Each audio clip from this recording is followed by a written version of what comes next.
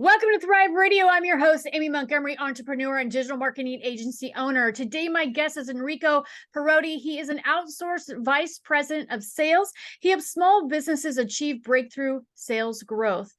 Enrico, welcome to the podcast. Hey, thank you very much, Aimee. Nice to be here with you. Yes, thank you so much for coming on today. Can you start with sharing with us your experience as a sales coach for entrepreneurs and your expertise in helping businesses close deals? Yes, I think that the first thing I want to say, I've been operating as an outsourced sales leader for 5 years after 30 years of corporate experience in sales. And I really do two things. First is to help entrepreneurs to build up their sales team and build up organizations that are high performance selling. Second, I help solopreneurs. And the reason why I'm helping solopreneurs is because I found out that when I coach the sales organizations I run for these small and medium businesses, at the end of the day, the solopreneurs have very similar problems. They have to run their business, and part of their business is selling and also achieving their sales goals. So they need a sales coach to be successful. As a solopreneur myself, at the beginning, I really had difficulties to achieve my goals because I was not following the right sales process. And I was a victim of myself or my inability to execute on the sales. And this gave me the idea, maybe I can help people out there that do not know how to sell, not because they are not capable, but because no one has ever taught them how to do it. And I can drive them to get to success faster than themselves normally follow the natural experience growth. I love that. And not everybody is born the natural salesperson. I always say this, there's certain people that are really born with those skills. They're really good. And the rest of us really need to be taught. Right? That's true. But at the end of the day, what everything boils down to for a solopreneur is, are you using the right sales process? Do you know what it is? And you are religiously following it. And having a sales process is fundamental to be able to perform in front of your prospects in a consistent way, so you know what you expect at the Yeah. end of the day. Every situation is different, but if the sales process can be the same. If you follow it, you know what happens step after step, and you know what to do. And in that way, you can close more deals than what you would do if without following the process. Good. So, from what you have observed, what are some common sales challenges that small businesses are facing? Yeah, I am part of a network called Sales Acceleration, that is a network of ex-VP of sales operating all across the United States. And we do a lot of assessments of small and medium businesses. So what I'm going to tell you, information are related to around 4,000 companies, which have been assessed through our tools. And out of these 4,000 companies, 93% of the companies really struggled in what we call sales methodology. So what is sales methodology? It's really about three things. Do they have the right coverage of the market using their salespeople? Are their salespeople assigned to territories? Are they specialized? Do they have a skill in line with the customers or the prospects they have to target? Number one. Number two, do they follow a sales process? It's amazing to find out that most companies don't have a documented sales process, hence they don't follow a sales process. And third is the CRM, the customer relationship management software they have, supporting their sales process and tuned to the sales process. And most of the time, if there is no sales process, they use a standardized version of the CRM that doesn't fit what they are supposed to do. So this sales methodology becomes really a big roadblock for companies to perform as a sales organization. A sales organization, I say, is like a car. If you forget to put a wheel, it's a problem, right? So everything has to work as a system And if you don't have all the pieces of the system, then you struggle. Many CEOs do not know all the pieces, and they try to fix it because they cannot go on without having a car that doesn't work. But at the end of the day, they need a specialist in order to be able to fix it. Yeah, definitely. Even in the marketing world, you'll have a, say, an email system set up, but if you don't follow up with those people, there's no point, right? There's no point in even having that. And I think from a sales perspective, not having processes in place on how you're going to follow up with people that land, say, in a CRM is huge. And there's a lot of people that don't even have that. Business owners that are starting out, they don't have a CRM and they've not even thought about a sales process around it. So I think that's ironically, I think I see that over and over again. How do you assist business owners to achieve their sales goals?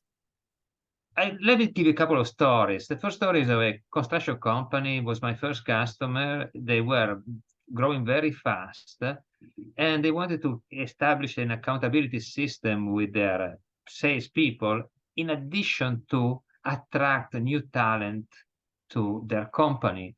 So the reason why they were not attracting people and the people they want is because people were not paid enough from a commission standpoint. As a matter of fact, they didn't have any commission. So we rebuilt up the sales commission plan, and we put the right metrics to drive the behavior. At the end, we were able to steal 2 or 3 key players from the competition that for years they wanted to come, but they didn't come because they were not seeing enough earnings for themselves.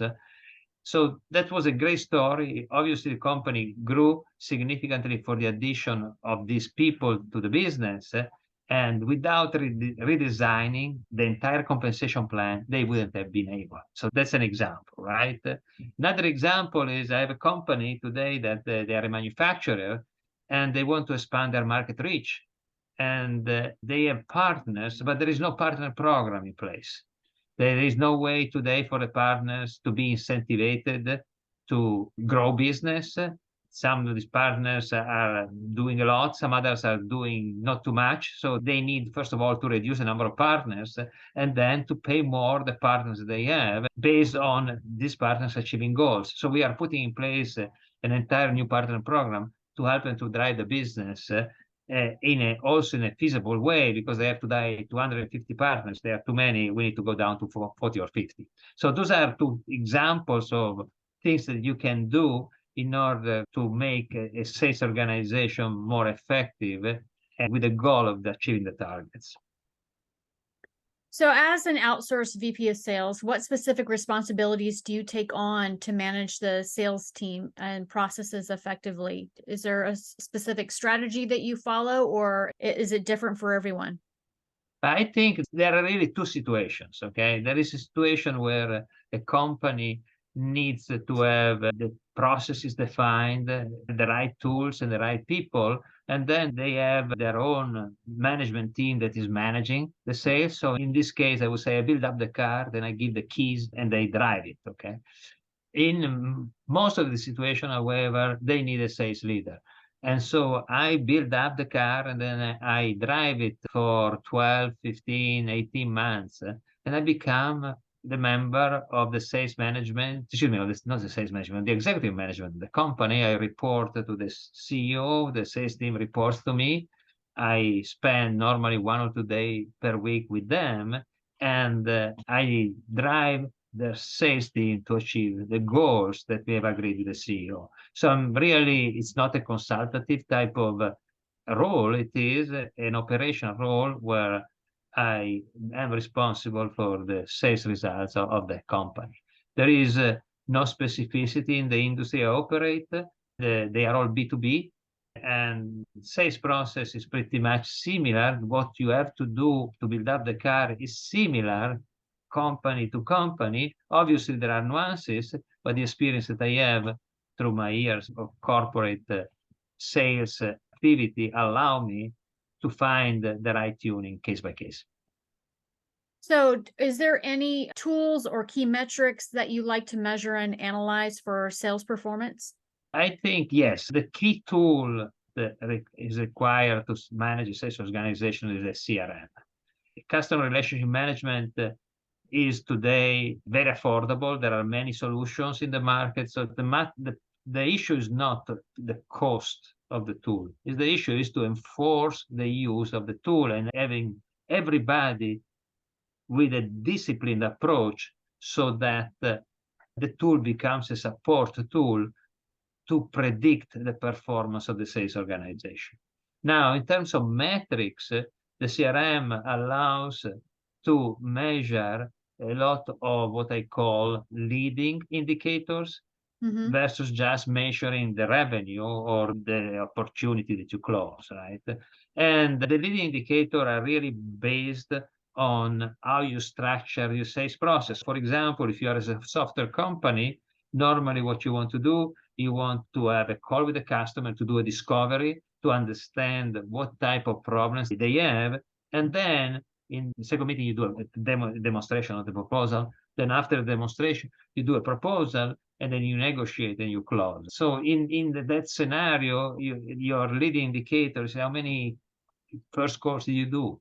How many demos did you do? How many proposals you sent out? Because for each one of those phases, you need to think that there is a percentage of odds of closing that supports a certain forecast that has to be in line with the goals that you want to achieve. So those are the leading indicators.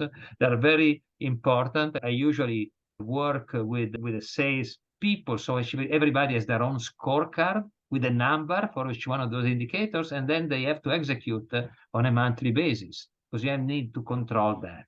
In addition to that, you need a system of accountability that includes weekly one-on-ones where you discuss about the progress that each one of the salespeople is making towards their monthly goals. Yeah, I think that's so important, especially in the B2B world where you're managing all these relationships and getting people together to discuss all of that and who's had touch points. And I think I was in sales and marketing at Deloitte, and we did a lot of that. And I think that sometimes people will underestimate, and we used a CRM where we'd go over all the opportunities. And I think sometimes people underestimate that relationship building piece that takes time, and especially people maybe that are newer to be starting their own business. And so the solopreneurs is that if you build relationships, like Deloitte I always say they never an ad. There's no ads out there for them, but they're doing tons of business. And we did it all just relationship building, but it's all around the process that you were talking about, consistent being there, consistency, and staying up to date on absolutely everything. I totally agree. If you are a solopreneur, you need to follow the process. If you go faster than the process, the customer will perceive you as trying to sell them. Yeah. And if you are too slow, then they will think that you are not interested. So this is true for solopreneurs, but also for companies. For an example of the software company was doing before, you cannot do a demo to a customer without understanding what are their problems, because the customer will perceive, hey, these people are trying to sell me a product. They don't even know what I need. So you have to slow down sometimes the process in order to achieve your goals, versus fast forwarding it that is going to get you in a cul-de-sac because the customer will say, no, I'm not interested. You are a product placer, not a consultant. In your experience, what are some of the best practices for sales that you can recommend to a business that's looking to improve their sales outcomes? But if you go to businesses, one of the shortfall that I see very often is the lack of sales targets and lack of a sales strategy from a company. So people operate on a monthly basis without clear goals. These goals are not translated into clear targets for the salespeople, and salespeople are not held accountable for the achievement of the target. So if you don't have a goal, sales goals in sales is going on a trip without a vacation, without even knowing where you want to go. Okay. So the lack of sales target is, in my opinion, the biggest offender of lack of performance in a sales organization. Then obviously the next element of importance are the people. You need the right people for the right job. And many times that doesn't happen. Many times there are people that shouldn't be there, and there is no action taken because there is no accountability system, honestly. And so select the right people is important, and pay them to attract your A players. You want to have A players on your company. You don't want to have B or C players. Yeah, definitely. So the people are crucial. If the people are not the right people, then it's very difficult to achieve your business goals. Yeah. So if you were able to give yourself one piece of advice when you first started out, what would it be? I started, as I said, 5 years ago, and it was very hard for me at the beginning because working as a fractional was totally different than being an executive corporate. At the end of the day, I would say that if there is one thing I should have done in my early stages is to hire a coach.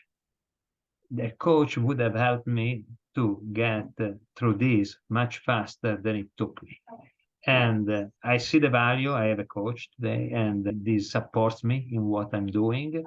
It changed the way I think. It changed the way I talk to my customers or prospects.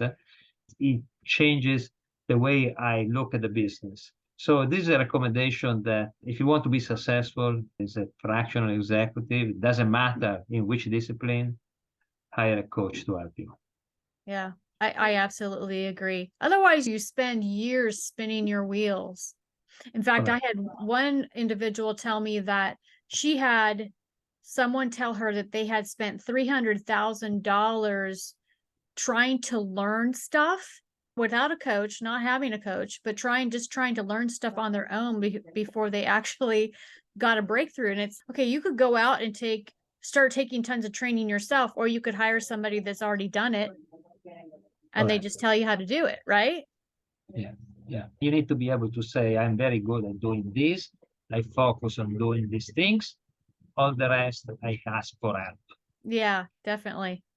Enrico, if there is somebody that is listening that would love to work with you, what's the best way of contacting you? I think it's on my background, so there is my phone number there.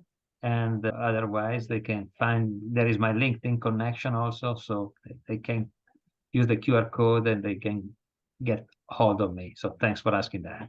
Yeah, perfect. I'll put all your links down below. Thank you so much for coming on today and sharing your expertise. You're welcome, and thank you for the opportunity, Aimee. Good luck for Yes. your business. Yes, definitely. If you're listening, you want more information about this podcast and upcoming shows, you can visit acalltothrive.com. Thank you, everyone, and have a wonderful week.